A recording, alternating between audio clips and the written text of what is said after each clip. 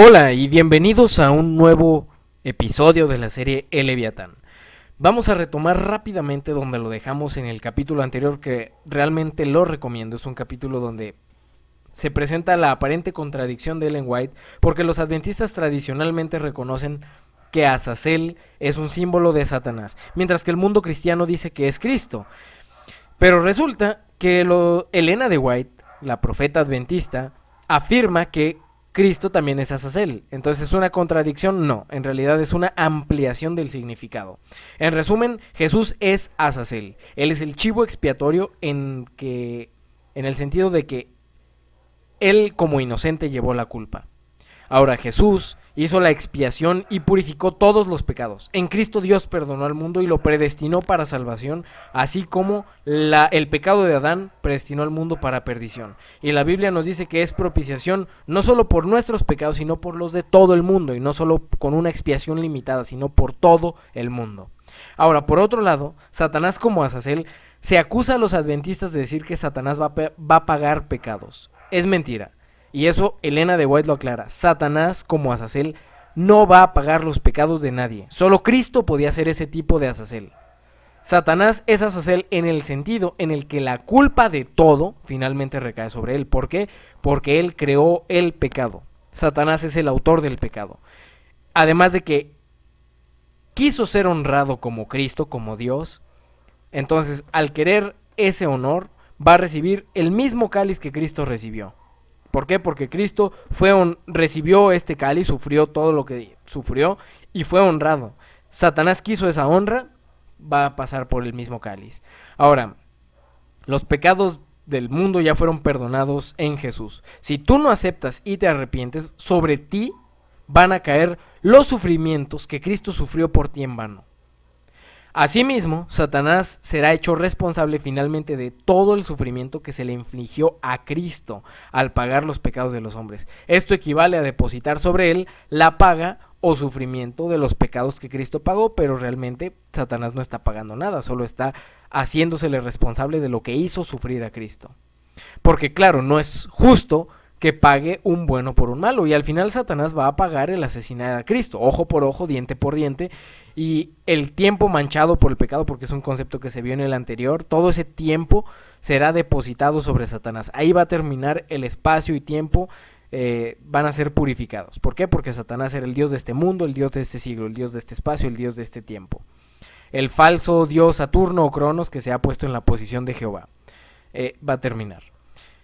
Y como nos dice Daniel 9, lo que está determinado será derramado sobre el desolador. Hablamos sobre Apocalipsis 10, el fin del tiempo, el fin de Cronos, el tiempo ya no será más, el fin de Satanás. ¿Y cuándo es esto? Bueno, por aquí se nos habla de 7 truenos con un misterio. Estos 7 truenos es un misterio revelado en el tiempo, 7 milenios. Y ahora sí, a lo que nos toca en este episodio. ¿Por qué Dios mata? Y esa es una pregunta interesante, ¿no? Un Dios de amor mata y destruye, si es amor. Y luego, más aún, si nos dice, no matarás. Es un mandamiento, no matarás. ¿Y Dios mata? Vamos a ver si esto es acaso una burla de Dios hacia nosotros, o una extraña obra. Primero que nada, ¿es acaso Dios un asesino? Cuando nosotros vamos a la Biblia, vamos a ver que Dios mandó a destruir a los cananeos. Entre los cananeos estaban los hititas, los amorreos, los fereceos, los jebusitas, los heveos, otros pueblos cananitas. Pero específicamente a esto se señala. ¿Por qué? Porque Dios mandó a destruir a todos estos pueblos. Ahora, ¿quiénes eran estos pueblos? Bueno, eran pueblos que a lo mejor uno dice, hombres, mujeres y niños. La Biblia mandó a cometer masacres, genocidios. ¿Realmente sería así? ¿Había alguna razón detrás de esto? Contexto histórico.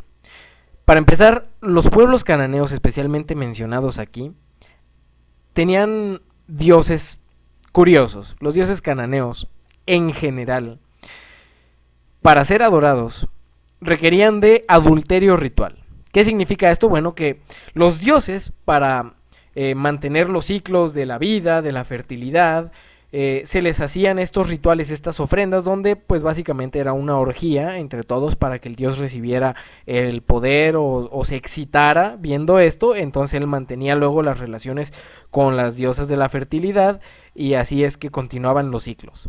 Entonces este dios era un dios que le gustaba ver orgías para estimularse él y proceder a mantener el ciclo natural. Estas poblaciones también cometían la zoofilia. Es algo que la Biblia directamente menciona, no harás lo que hacen los otros pueblos, y procede a mencionar la zoofilia, el incesto, la homosexualidad. Y un ejemplo interesante de lo que llegaban a cometer estos pueblos se da en Baal Peor. Baal Peor era un dios local, era una localidad y específicamente un dios local. Yo no voy a profundizar mucho en esto, se los voy a dejar aquí por encima, si ustedes quieren profundizarlo, adelante. Pero la palabra peor en hebreo cuando se analiza e incluso teólogos de la Edad Media, etcétera, vamos a ver que este Baal específicamente era adorado mediante orgías rituales donde se practicaba la coprofilia, donde los excrementos y los fluidos sexuales se ofrecían en altares como ofrendas durante las orgías. Entonces, esto era una aberración. Y bueno, finalmente todas estas poblaciones cananeas tendían a sacrificar a sus infantes, a sus bebés pequeños en hogueras quemándolos vivos. Por ejemplo, a Moloch, el caso de Moloch ya lo hemos expuesto en este canal.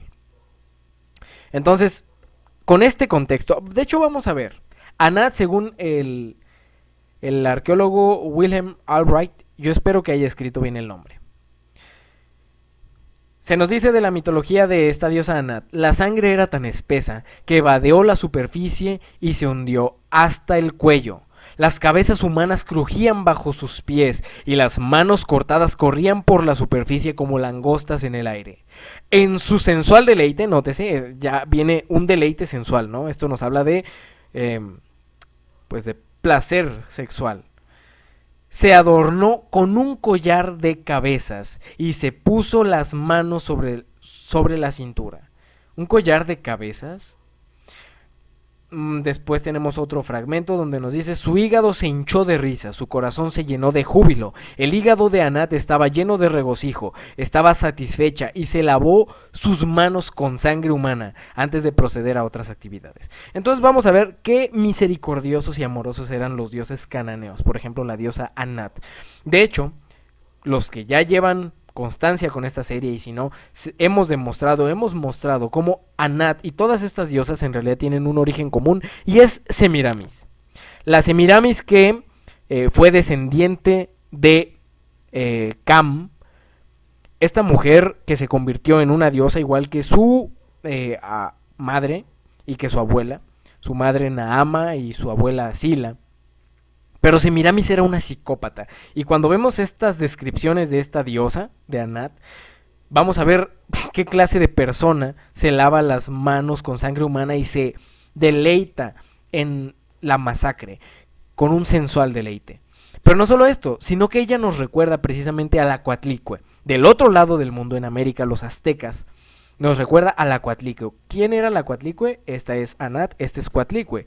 La diosa con 2 cabezas de serpientes, que llevaba un corazón de corazones y manos humanas, y tenía una falda de serpientes. Qué curioso, porque nos recuerda a este collar de cabezas, manos sobre la cintura.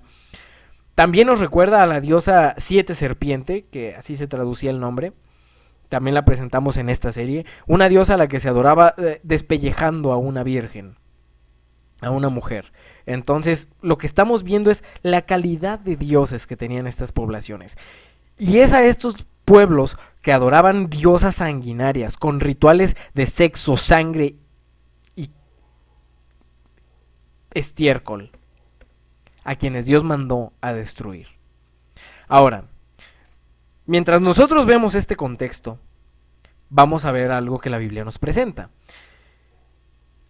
¿Josué realmente arrasó con toda la vida? Esta es la pregunta de este caso. Porque Josué fue uno de estos conquistadores que directamente Dios le ordenó ir a destruir a estos pueblos.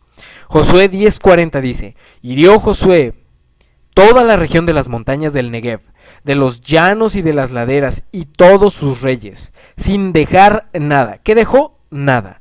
Todo lo que tenía vida mató. ¿Dejó algo con vida? Aquí la Biblia nos dice que no. Como Jehová, Dios de Israel, se lo había mandado. Ok, entonces Josué aniquiló a todos. Josué 11:23 dice, tomó pues Josué toda la tierra, mató a todos y tomó toda la tierra, conforme a todo lo que Jehová había dicho a Moisés, y la entregó Josué a los israelitas por herencia conforme a su distribución según sus tribus, y la tierra descansó de la guerra. Miren, después de que Josué hizo toda esta masacre tan terrible y esta invasión, lo que vamos a ver es que la tierra descansó, tuvo paz.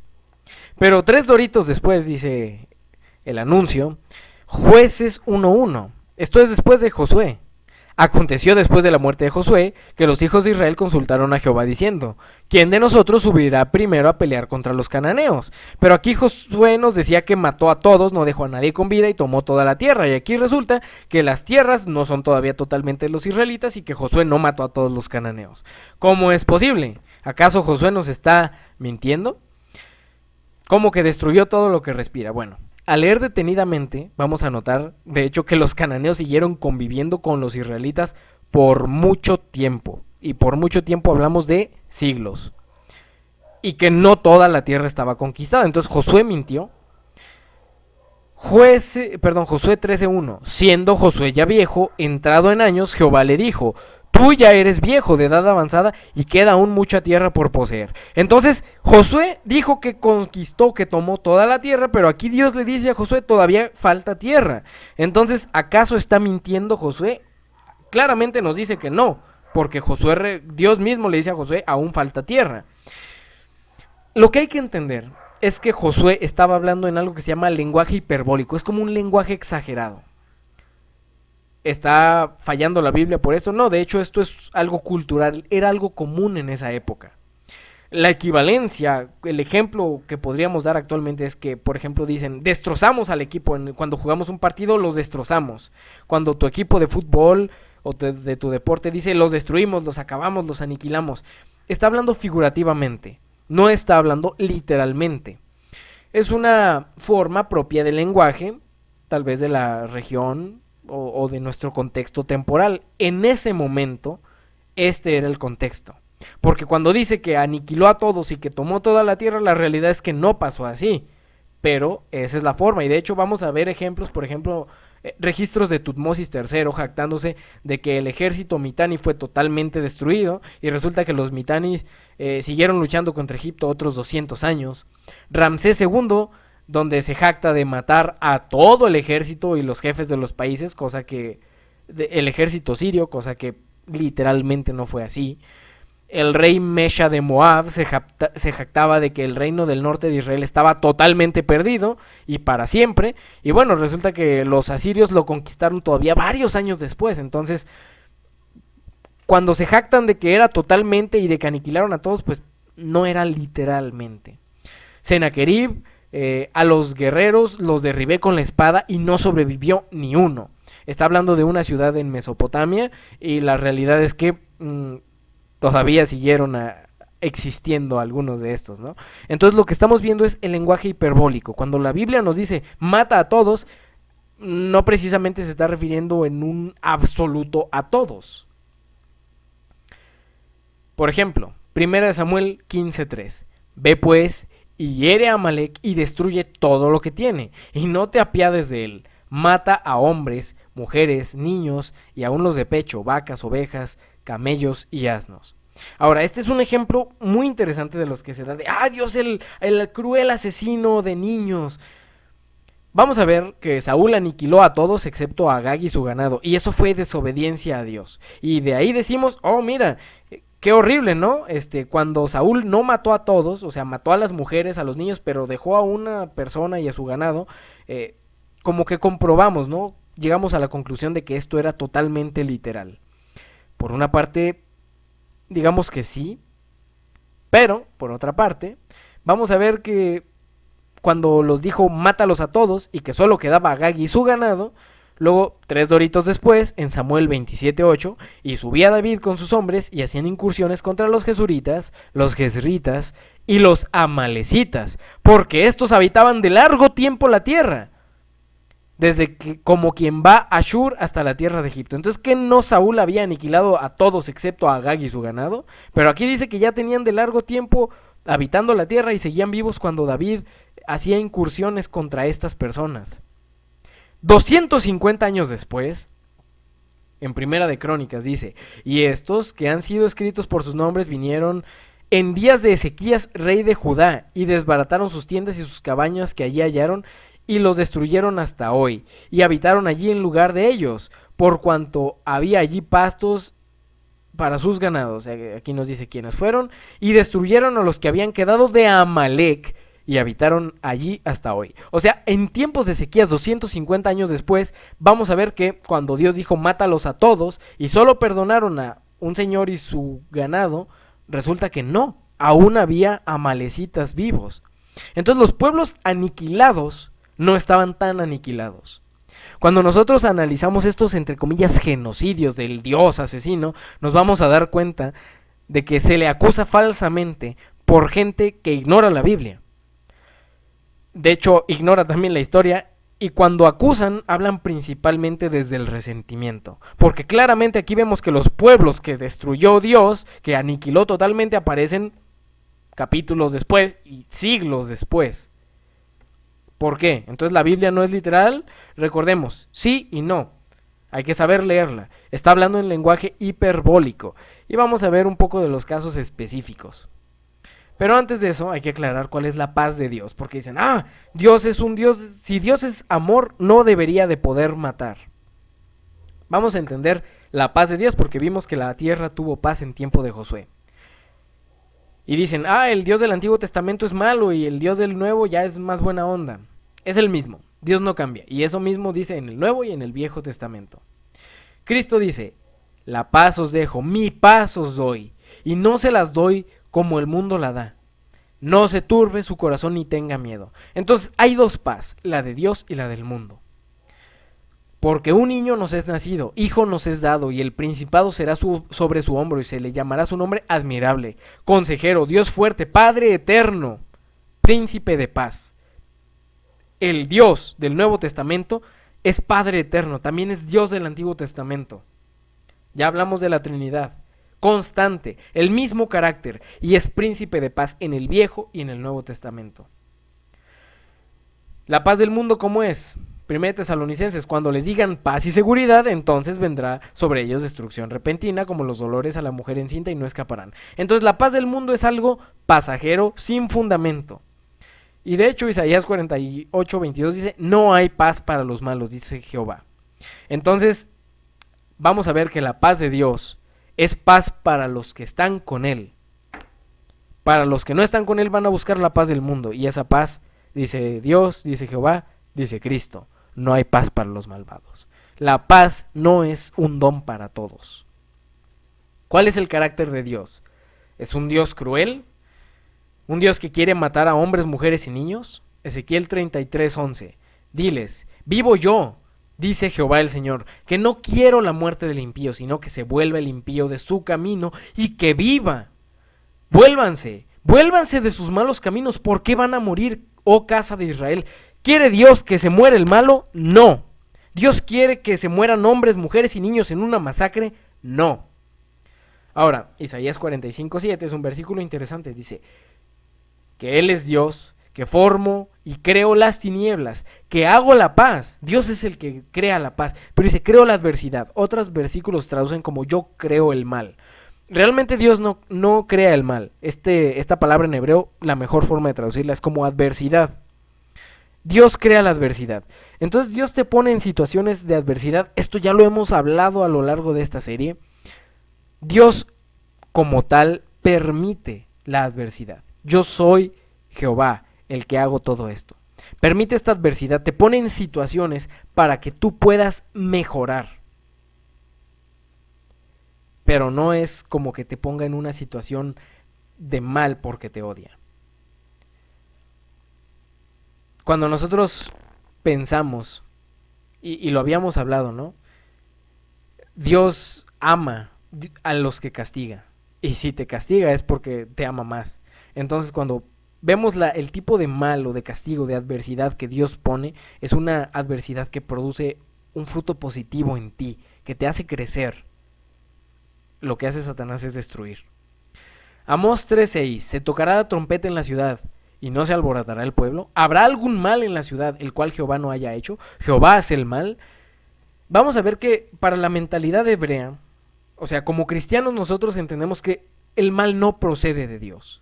Pero sin embargo, Dios permite el mal. Y a final de cuentas Él es el que lo permite. Dios es soberano. No es el autor. Él es el límite. Y cuando Él lo permite, el mal viene. Entonces, a final de cuentas, Él es el que tiene la última palabra.